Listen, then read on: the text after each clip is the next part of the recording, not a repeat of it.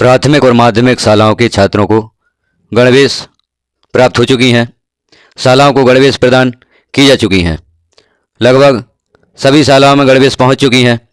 कक्षा 1 से 8 के बच्चों को निःशुल्क गणवेश प्रदान की जानी है। अब गणवेश हमें प्राप्त हो चुकी है।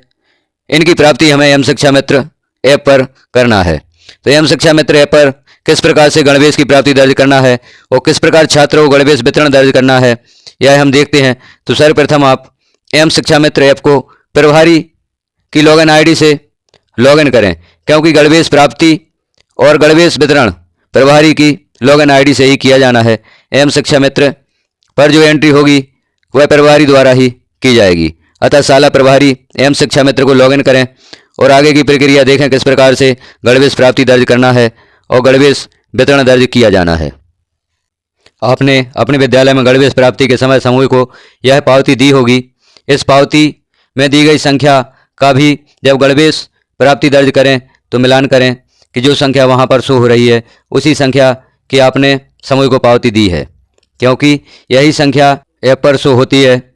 इसी के अनुसार छात्रों की गणवेश प्राप्त करना है और इसी के अनुसार ऐप पर दर्ज करना है। अतः गणवेश प्राप्ति करते समय आप इस बात का विशेष ध्यान रखें कि जितने छात्र आपके विद्यालय में दर्ज हैं, छात्र और छात्रा उसी हिसाब से गणवेश प्राप्त करें।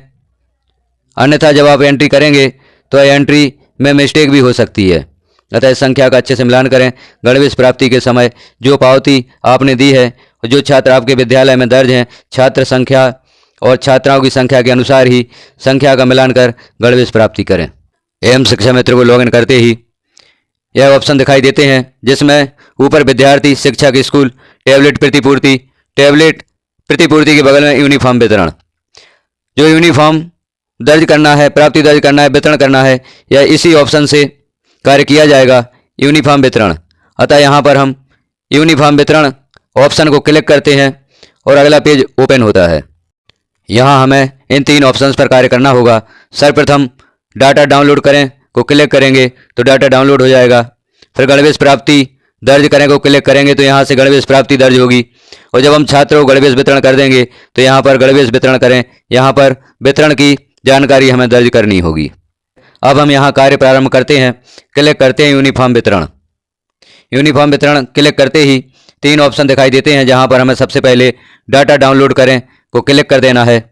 तो यहाँ डाटा डाउनलोड होगा, मास्टर डाटा डाउनलोड सक्सेसफुली का मैसेज आ जाता है।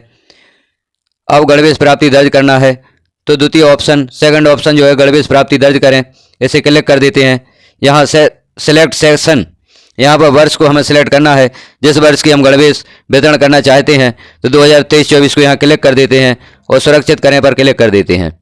यहाँ पर वर्ष 2023-24 शाला का नाम शो हो रहा है, ऑर्डर आईडी, ऑर्डर दिनांक, बालक की संख्या, बालिका की संख्या, कुल संख्या, यहाँ पर समूह का नाम भी शो हो रहा है। तो इस जानकारी को अच्छे से मिलान कर लें। बालक और बालिकाओं की संख्याओं का मिलान कर लें। बालक और बालिकाओं की संख्याओं का मिलान करने के पश्चात जो 3 डॉट दिखाई देते हैं इन पर क्लिक करें और नीचे ऑप्शन आता है गणवेश प्राप्ति दर्ज करें, इसे हम क्लिक कर देंगे और आगे देखते हैं पूर्व में प्राप्त गणवेशों का विवरण।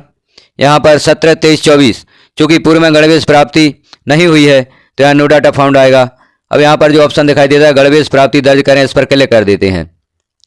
यहाँ हमें सेलेक्ट करना है कक्षा, शाला द्वारा गणवेश प्राप्ति की दिनांक, गणवेश प्राप्त बालकों की संख्या, गणवेश प्राप्त बालिकाओं की संख्या, बालकों की संख्या, बालिकाओं की संख्या, और यहाँ पर कुछ नोट भी दिए गए हैं। पूर्ण गणवेश प्राप्त होने पर ही एंट्री करें। एक्सेप्टेड, छात्रों की संख्या दर्ज करें जिन्हें बिना किसी दोष एवं निर्धारित गुणवत्ता के साथ गणवेश की प्राप्ति हुई है। रिजेक्टेड, छात्रों की संख्या जिनके गणवेश स्व सहायता समूह को वापस किए गए हैं और यह जानकारी भरकर हम सुरक्षित कर देते हैं। कक्षावार गणवेश की प्राप्ति हमें यहाँ पर दर्ज करना है, तो यहाँ हम इन ऑप्शंस को सिलेक्ट कर लेते हैं। इन ऑप्शंस में कहाँ कौन सी जानकारी दर्ज होना है उसे हम देखते हैं। कक्षा पहली के हम दर्ज करते हैं, तो यहाँ पर कुल बालक 19 हैं, कुल बालिका 8 हैं। गणवेश हेतु लंबित बालकों की संख्या 19 है और गणवेश हेतु लंबित बालिकाओं की संख्या 8 है। शाला द्वारा गणवेश प्राप्ति की दिनांक, जिस दिनांक में आपको गणवेश प्राप्ति हुई है उस दिनांक को यहाँ पर सिलेक्ट कर देते हैं। गणवेश प्राप्त बालकों की संख्या, यहाँ जितने बालकों को गणवेश प्राप्त हुई है कक्षा 1 के, उनकी संख्या लिखते हैं। शाला द्वारा गणवेश प्राप्ति की दिनांक के पश्चात गणवेश प्राप्त बालकों की संख्या यहाँ पर दर्ज करना है। ये संख्या ऊपर दिखाई दे रही है। विद्यालय में कक्षा पहली में कितने छात्र दर्ज हैं, उन्हीं छात्रों को गणवेश प्राप्त हुई है। तो कुल बालक यहाँ पर 19 है। अब हमें गणवेश प्राप्त बालिकाओं की संख्या यहाँ पर दर्ज करनी है। कुल बालिका 8 हैं। बालकों की संख्या गणवेश रिजेक्टेड, यदि हमने कोई गणवेश रिजेक्ट की है जो कि सही गुणवत्तापूर्ण नहीं थी, कटी पटी थी, वह हमने समूह को वापस की है, तो उसकी संख्या यहाँ पर लिखेंगे। और बालिकाओं की संख्या जिनकी गणवेश रिजेक्ट की है उनकी संख्या यहाँ पर लिखेंगे। अब यहाँ पर इन जो नोट्स दिए गए हैं उन्हें भी हम देख लेते हैं। पूर्ण गणवेश प्राप्त होने पर ही एंट्री करें। जब हमें सभी छात्रों की गणवेश प्राप्त हो जाए तभी हम गणवेश प्राप्ति की एंट्री करें। एक्सेप्टेड, छात्रों की संख्या दर्ज करें जिन्हें बिना किसी दोष एवं निर्धारित गुणवत्ता के साथ गणवेश की प्राप्ति हुई है।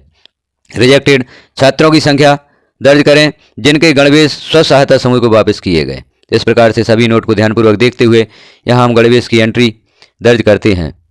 कुल बालक कुल बालिकाओं का ध्यान रखते हुए जो ऊपर संख्या दी गई है वही संख्या यहाँ पर दर्ज की जानी है। इस प्रकार जानकारी को लिखकर यहाँ पर हम सुरक्षित करें पर क्लिक कर देते हैं। सुरक्षित करें पर क्लिक करेंगे तभी यह जानकारी सबमिट होगी, तभी गणवेश की एंट्री पूर्ण होगी। तो यहाँ हम सुरक्षित करें पर क्लिक कर देते हैं। तो कक्षा पहली की जो हमने गणवेश प्राप्त की है वह एंट्री पूर्ण हो जाती है। कक्षा 1 की यहाँ पर जानकारी ओपन हो गई है। गणवेश संख्या बालक 38, गणवेश संख्या बालिका 16। गणवेश संख्या बालक जो रिजेक्ट की गई हैं वो 0 है। गणवेश संख्या बालिका रिजेक्ट की गई वो 0 है। यहाँ पर हमने छात्रों की दर्ज संख्या दर्ज की थी वही की जानी है और गणवेश की संख्या अपने आप यहाँ पर डबल होकर आ जाती है। अब हम अगली कक्षा देख लेते हैं। कक्षा 2, कक्षा 2 में कितनी गणवेश हमें प्राप्त हुई हैं वह भी हम देख लेते हैं।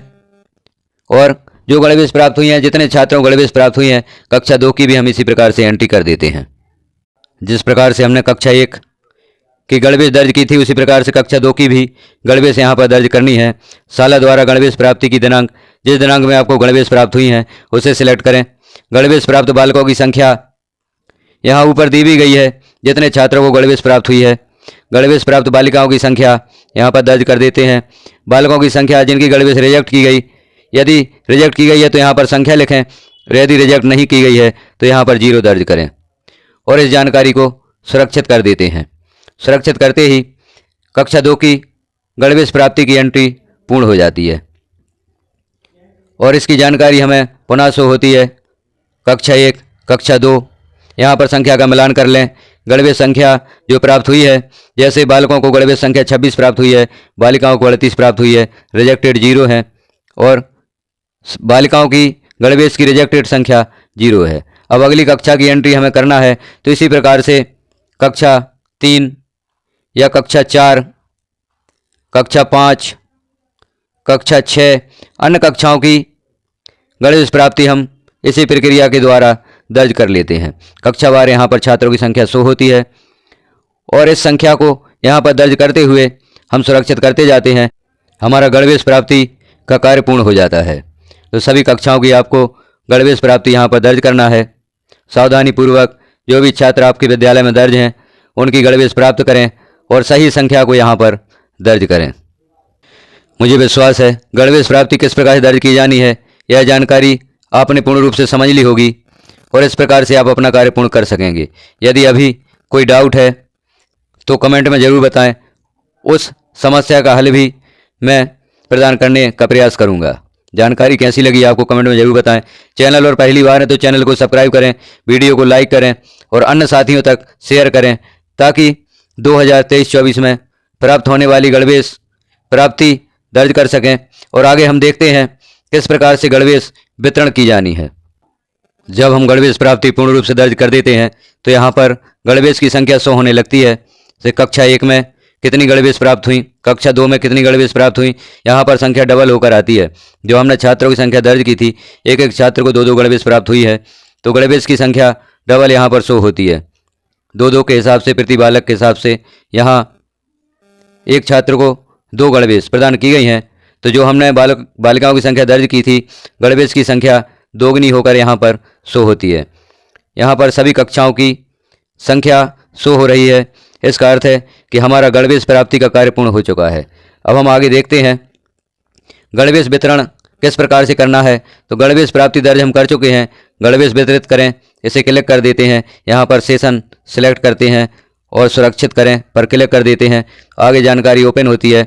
यहाँ छात्रों को गणवेश वितरित करें, यह शो हो रही है। कक्षा 1 के छात्रों की संख्या, कितने छात्रों को गणवेश प्राप्त हुई हैं और कितनी गणवेश प्राप्त हुई हैं। तो कक्षा 1 को हम वितरित करना चाहते हैं तो छात्रों को गणवेश वितरित करें, क्लिक कर देते हैं और यहाँ पर सभी छात्रों के नाम शो होते हैं। यूनिफॉर्म डिस्ट्रीब्यूटेड, यहाँ पर सामने चौकोर खाना दिखाई दे रहा है, इस पर क्लिक कर देते हैं। जिन जिन छात्रों को हमने गणवेश वितरित कर दी है उन छात्रों के सामने चौकोर खाने पर क्लिक कर देते हैं और आगे बढ़ते जाते हैं। और यहाँ जो सबसे नीचे ऑप्शन दिखाई देता है अपडेट पर क्लिक कर देते हैं। तो जिस कक्षा के विद्यार्थियों को हमने गणवेश वितरित की है उन्हें यहाँ पर एम शिक्षा मित्र ऐप पर गणवेश वितरण हो जाती है। यह कार्य भी महत्वपूर्ण है। गणवेश प्राप्ति के पश्चात गणवेश वितरण का कार्य भी करना है।